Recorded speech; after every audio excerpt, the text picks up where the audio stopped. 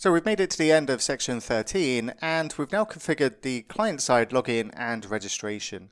And the learning goals, if we just review this for this section, then we've of course taken a look further at Axios interceptors, and we can see how easy this makes us to provide a way to send up a token for every request where we actually have a token.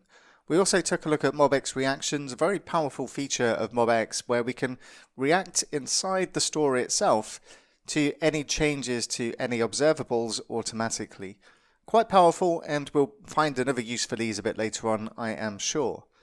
We also took a look at form submission errors and how we can receive validation back or validation responses back from our API so that we can display them directly on the form that the user is completing.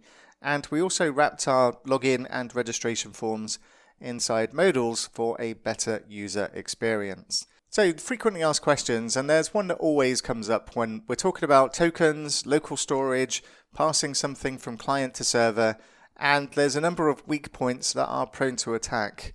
And you'll often see articles out there saying that what we're doing now is insecure, and it can be insecure, but what we need to be aware of is the potential weaknesses and what we can do to mitigate them. Now there's two main weaknesses. There's cross-site scripting attacks and there's local machine privileges. So if we think about the cross-site scripting attacks, then this requires a hacker or an attacker to execute malicious JavaScript in our application.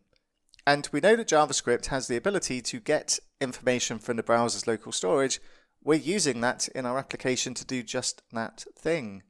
But if an attacker can run malicious JavaScript on our application via our server, then a JWT stored in local storage is the least of our problems. They have significant powers if they're allowed to do that with our application.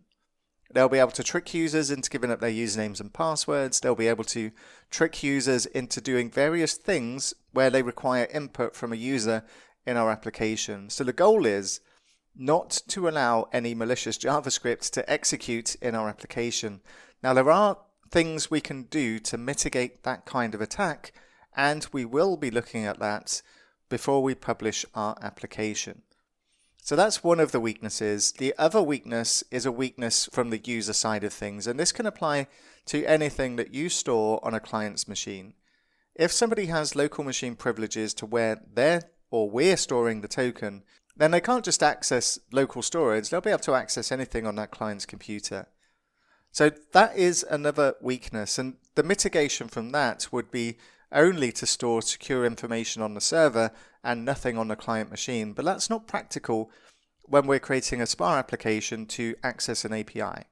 So that would be another kind of weakness that is difficult to mitigate against, because in any security system, the user is typically the weak link. They can write their passwords on post-it notes. They can write their PIN number for their ATM card on the back of the card so they don't forget it. There's always a weakness in any security system, and that would be the one in this case. But we will be addressing this later on when it comes to, or before we publish our application, so please don't worry about what we're doing right now for our developer convenience and getting the functionality working. And what we're going to take a look at next is relationships. We now have, finally, two entities, and we want them to relate to each other. And we're going to take a look at that next.